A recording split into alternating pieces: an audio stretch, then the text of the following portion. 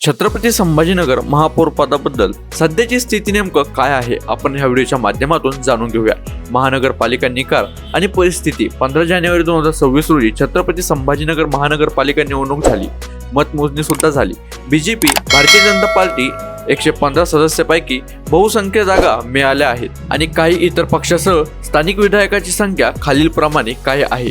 महापौर पदासाठी कोणाचा चेहरा नेमका येणार हे याच्याकडे सर्व जनतेचं लक्ष केंद्रित झालेलं आहे। आता जानेवारी 2026 अधिकृत महापौर पदाचा उमेदवाराचे अंतिम निर्णय अजूनही झालेला नाही। पडद्यामागे राजकीय पक्षामध्ये चर्चा सुरू आहे आणि राजकारण श्रेणी महापौरासाठी सामान्य जनरल जाहीर केली गेली आहे। याबद्दल सर्व जनतेचं म्हणणं आहे की महापौर पदासाठी कोणाचा चेहरा दिसतो याकडेच सर्व लोकांचं लक्ष केंद्रित झालेलं आहे। छत्रपती संभाजीनगरचा पुढचा महापौर नेमका कोण, पडद्यामागची राजकीय खेळी, सर्व विश्लेषण आपण या व्हिडिओच्या माध्यमातून जाणून घेऊया। नमस्कार मित्रांनो, आज आपण बोलणार आहोत छत्रपती संभाजीनगर महानगरपालिकेच्या महापौर पदासाठी नेमकं कोण बसणार हा प्रश्न सध्या संपूर्ण शहरात चर्चेचा विषय बनला आहे। निवडणूक झाली, सत्ता स्पष्ट झाली, पण तरीही महापौर कोण आणि किती दिवसात नवीन महापौर मिळणार हा प्रश्न सर्वांच्याच मनात उपस्थित झालेला आहे। आजच्या या व्हिडिओमध्ये आपण संभाव्य चेहरे, राजकीय गणित, आरक्षण आणि महापौर निवडणुकीची संपूर्ण प्रक्रिया सोप्या भाषेत समजून घेणार आहोत। त्यासाठी व्हिडिओला शेवटपर्यंत बघा, कारण शेवटी एक महत्त्वाचा राजकीय अंदाज मी तुमच्या समोर मांडणार आहे। महापौर पदाचं महत्त्व मित्रांनो, महापौर म्हणजे फक्त एक खुर्ची नाही, महापौर म्हणजे शहराचा पहिला नागरिक, नगरपालिकेचा चेहरा, प्रशासनावर प्रभाव टाकणारा नेता आणि थेट जनतेशी जोडलेली सत्ता। छत्रपती संभाजीनगर सारख्या ऐतिहासिक आणि वाढत्या शहरासाठी महापौर कोण होतो यावर पुढील अनेक वर्षाचा विकास ठरतो।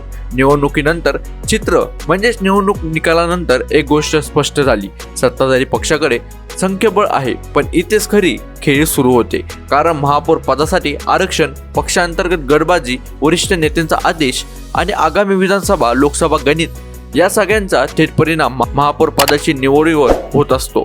महापौर पदासाठी आरक्षण यावेळी महापौर पद सामान्य असल्यामुळे सामान्य ओपन जनरल प्रवर्गासाठी आहे, म्हणजेच अनेक इच्छुक मैदानात सुद्धा आहे। स्पर्धा जास्त होते आणि निर्णय अधिक कठीण या ठिकाणी ठरतात। आरक्षण स्पष्ट झाल्यानंतरच खऱ्या अर्थाने लॉबिंग सुरू झाली आहे। संभाव्य चेहरे नेमकं कोण आहे? आता सगळ्यात महत्त्वाचा प्रश्न, महापौर पदासाठी कोणते नाव पुढे येऊ शकते? सध्या थेट नाव जाहीर झालेलं नाही, पण पडद्यामागे काही चेहरे चर्चेत आहे। हे चेहरे असे आहेत, पक्षात जुने आणि निष्ठावान आहे, संघटनात्मक अनुभव असलेले चेहरे आहे, शहरातील वेगवेगळ्या भागात प्रभाव असलेले आणि वरिष्ठ नेत्यांच्या जवळचे असलेले। इथे एक गोष्ट लक्षात घ्या, महापौर पदासाठी फक्त लोकप्रियता नाही तर पक्षाचा विश्वास सगळ्यात या ठिकाणी महत्त्वाचा असतो।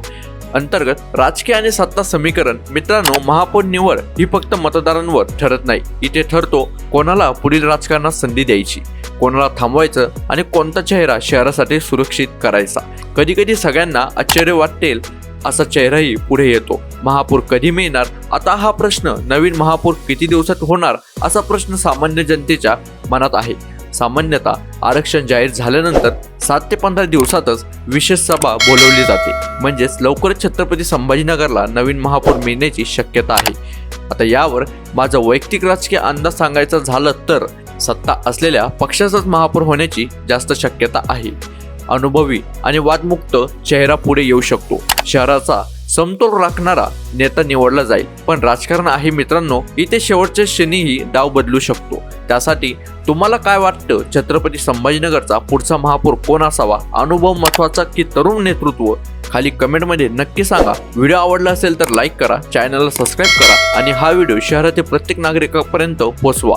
पुन्हा भेटूया अशाच राजकीय विश्लेषणासोबत। जय महाराष्ट्र।